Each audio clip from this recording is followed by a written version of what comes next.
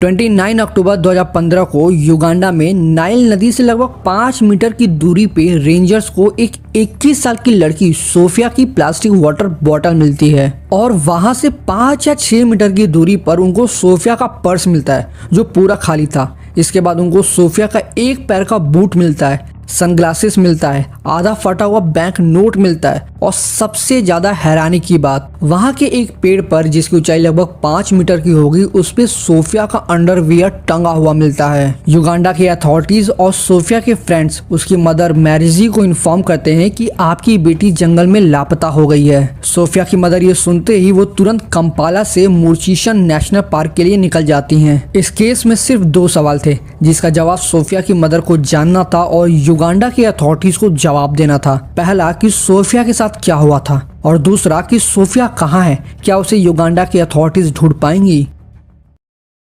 अब अगले दिन यानी 30 अक्टूबर को सोफिया की मदर नेशनल पार्क में पहुंचती हैं। उन्हें उनकी बेटी का सामान दिखाया जाता है जो रेंजर्स को जंगल में मिला था। वो बिल्कुल ही शॉक रह जाती हैं। उन्हें यकीन नहीं हो रहा था कि कुछ दिन पहले ही तो वो अपनी बेटी से मिली थी और अब उसका कुछ भी पता नहीं है कि वो कहाँ है। ये जो आप फोटो देख रहे हैं वो सोफिया ने अपनी मदर के साथ 14 अक्टूबर को क्लिक किया था जब सोफिया का इंटर्नशिप कुछ दिनों बाद खत्म होने वाला था। दरअसल सोफिया जो है वो नीदरलैंड की एम्स्टर्डम की रहने वाली थी और शुरू से ही वो एक ब्राइट स्टूडेंट रही थी। वो पढ़ने में बहुत तेज थी। स्टार्टिंग में वो एक एक्ट्रेस बनना चाहती थी लेकिन बाद में उसने डिसाइड किया कि वो एक डॉक्टर बनेगी। वो यूनिवर्सिटी ऑफ एम्स्टर्डम का एंट्रेंस एग्जाम क्लियर करती है और वहाँ मेडिसिन की स्टडी शुरू कर देती है। यूनिवर्सिटी से बैचलर की डिग्री करने के बाद उसको मास्टर्स करना था लेकिन उसने सोचा कि क्यों ना मास्टर करने से पहले 1 साल का गैप लिया जाए और कुछ अलग किया जाए, कुछ प्रैक्टिकल नॉलेज गेन किया जाए। अब एक इंटरनेशनल ऑर्गेनाइजेशन AIESEC के थ्रू सोफिया को युगांडा में एक जगह है कंपाला, वहाँ पे लुभागा हॉस्पिटल में उसको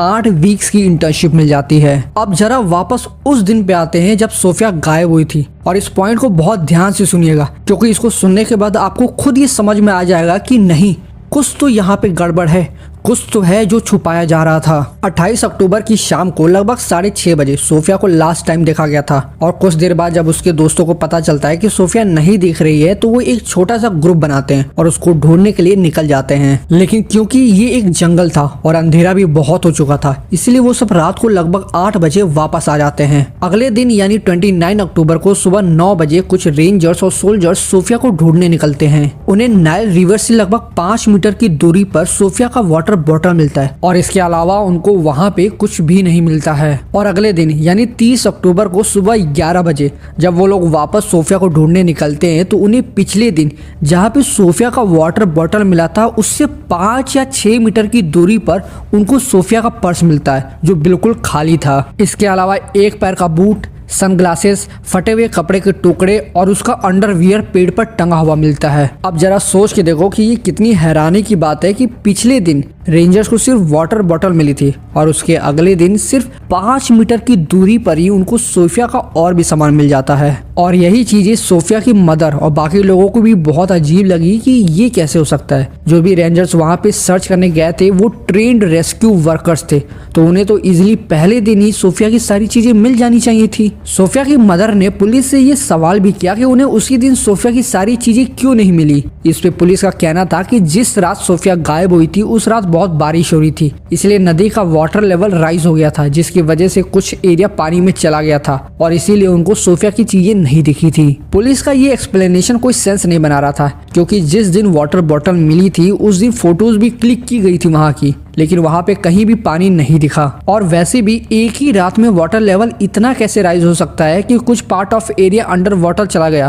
और एक ही दिन में वाटर लेवल डाउन भी हो गया। और चलो ये मान भी लिया जाए कि उन्हें पानी की वजह से सोफिया की चीजें नहीं मिली लेकिन पेड़ के ऊपर जो सोफिया का अंडरवियर टंगा हुआ था वो कैसे नहीं दिखा। अब इन सब एविडेंस को देखकर कोई भी ये कह सकता था कि सोफिया के गायब होने के पीछे किसी इंसान का हाथ है। लेकिन युगांडन अथॉरिटीज इनिशियली ये थ्योरी अनाउंस कर देती है कि ये काम किसी वाइल्ड एनिमल का है। क्रोकोडाइल, लायन, हिप्पो या कोई और खतरनाक जानवर ने सोफिया पे अटैक किया होगा और उसको कहीं लेकर चला गया होगा। अब ये थ्योरी भी कोई सेंस नहीं बनाती है क्योंकि अगर कोई वाइल्ड एनिमल भी अटैक किया होता तो जमीन पर कहीं तो ब्लड के निशान मिलते और जो उसके फटे हुए कपड़े भी मिले थे उस पे कहीं भी ब्लड का निशान नहीं था। और ब्लड का भी निशान छोड़ दो, जो सोफिया के कपड़े मिले थे, जो शूज मिले थे, उस पे कीचड़ तक नहीं लगा था।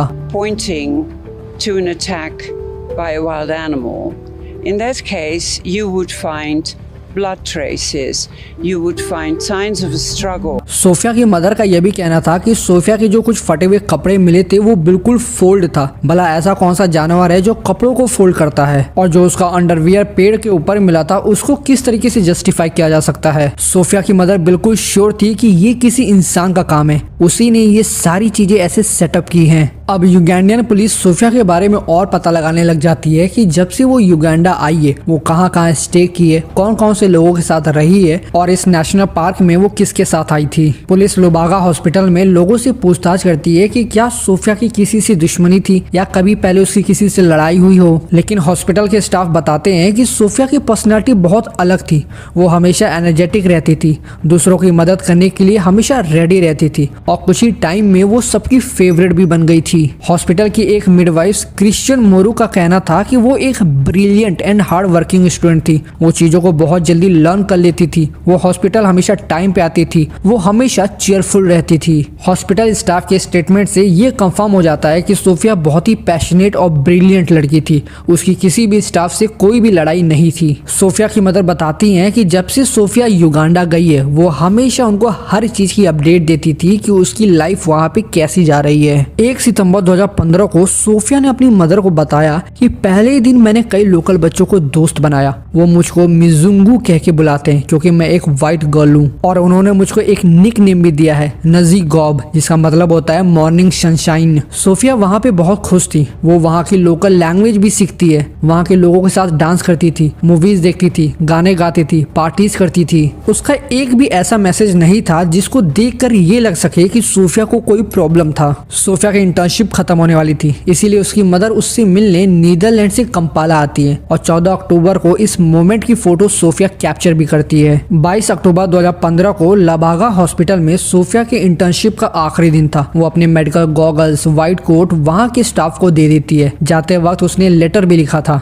Before we left I really wanted to say a warm goodbye to everyone. All the people in the hospital are so sweet. I will really miss them. Who knows as a doctor of tropical medicine. अब Sophia decide करती है कि internship तो खत्म हो गया है तो क्यों ना नीदरलैंड जाने से पहले यहाँ पे जंगल सफारी ट्रिप कर लिया जाए। सोफिया की मदर कंपाला में ही रुकती हैं और सोफिया जंगल सफारी ट्रिप के लिए निकल जाती है। पुलिस को इन्वेस्टिगेशन में पता चलता है कि सोफिया 17 दिन की सफारी ट्रिप पे आई थी। उसके साथ 2 डच कंपेनियंस थे, एक ड्राइवर था और एक Ugandan tour guide Michael Kizambu था। एक tourism officer Stephen Nadro court में ये बताते हैं कि माइकल के पास as a tour guide, as a agent, as a operator के लिए कोई भी वैलिड लाइसेंस नहीं था, तो फिर ये किसी को सफारी ट्रिप के लिए कैसे ले जा सकता था। इन्वेस्टिगेशन में ये भी सामने आता है कि जिस शाम को सोफिया गायब हुई थी उससे कुछ घंटे पहले एक इंग्लिश कपल ने सोफिया से बात की थी। वो बताते हैं कि सोफिया बहुत पोलाइट और रिस्पॉन्सिव थी, बट वो कमजोर, इमोशनल और हाईली सेंसिटिव लग रही थी। इसलिए हमने कैंप वार्डन और गाइड माइकल को वार्न भी किया था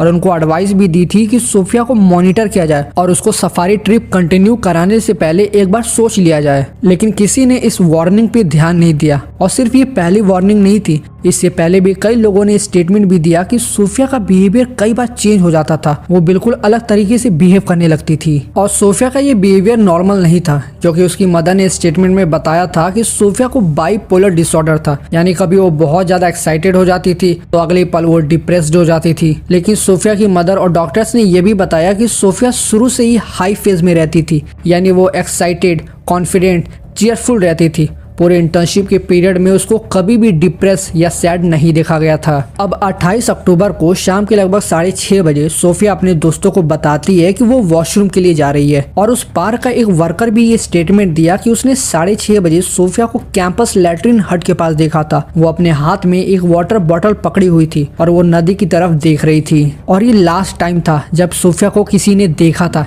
इसके बाद सोफिया कभी नहीं दिखी। अब कोई भी प्रूफ नहीं मिल पाने की वजह से युगांडियन अथॉरिटी और डच अथॉरिटी ने ये बताया कि वो किसी वाइल्ड एनिमल का शिकार हो गई होगी या फिर वो अपने बाइपोलर डिसऑर्डर के चलते डिप्रेशन में चली गई होगी और वो खुद की ही जान ले ली होगी। सोफिया की मदर को इन सब थ्योरीज पे बिल्कुल भी भरोसा नहीं था। वो कई सारे अपने स्टेटमेंट में ये बताई थी कि युगांडियन अथॉरिटी ने एविडेंस को सही से सिक्योर नहीं किया, एविडेंस को सही से हैंडल नहीं किया, प्रॉपर इन्वेस्टिगेशन नहीं हुआ था और उनकी खुद की कंट्री नीदरलैंड से भी उनको ज्यादा सपोर्ट नहीं मिला। और ये सिर्फ उनका ही मानना नहीं था, कई सारे एक्सपर्ट और डच पुलिसमैन ने भी ये बताया कि जो सोफिया के एविडेंस मिले थे वो ऐसा लग रहा था मानो वहाँ पे किसी ने सेटअप किया हो, किसी ने जानबूझकर वैसा रखा हो। जब युगांडा की अथॉरिटी और नीदरलैंड की अथॉरिटी ने सोफिया के जो एविडेंस मिले थे उस पर सही से फोरेंसिक टेस्ट नहीं किया, तो सोफिया की मदर ने डिसाइड किया कि वो खुद अपनी बेटी को ढूंढने की कोशिश करेंगी। वो यूएस के एक फोरेंसिक लैब आईएफएस को पैसा देती हैं ताकि वो उनकी बेटी की जो कपड़े, शूज, एविडेंस मिला था उसको अच्छे से टेस्ट करें। और आईएफएस के टेस्ट में बहुत ही शॉकिंग चीज निकल के आती है। सोफिया से रिलेटेड जो एविडेंस मिले थे उसको जितने लोगों ने भी टच किया था, जैसे कि रेंजर्स, पुलिस, सर्च टीम, उसके दोस्त, सबके डीएनए को टेस्ट किया जाता है तो पता चलता है कि 28 लोगों का डीएनए तो मैच हो गया, लेकिन एक मेल डीएनए जो सोफिया के कपड़ों पे था वो किसी से मैच नहीं हो रहा था। यानी सोफिया के गायब होने के पीछे इस डीएनए वाले आदमी का हाथ हो सकता है। लेकिन युगांडा की अथॉरिटीज ने ये केस को पहले ही क्लोज कर दिया था, इसीलिए वो इस केस में और इन्वेस्टिगेशन नहीं करते हैं। आज लगभग 10 साल हो चुका है और आज भी सोफिया की मदर युगांडा जाकर अपनी बेटी के बारे में पता करती रहती हैं। वो 28 बार से ज्यादा युगांडा जा चुकी हैं, लोगों से पूछताछ कर चुकी हैं। जहां जहां सोफिया गई थी वहां से और भी इंफॉर्मेशन निकालने की कोशिश करती रहती हैं, इस उम्मीद में कि शायद क्या पता किसी दिन उनको उनकी बेटी मिल जाए। और अगर नहीं भी मिले तो कम से कम ये तो पता चल पाए कि आखिर सच में उसके साथ क्या हुआ था, किसने किया था।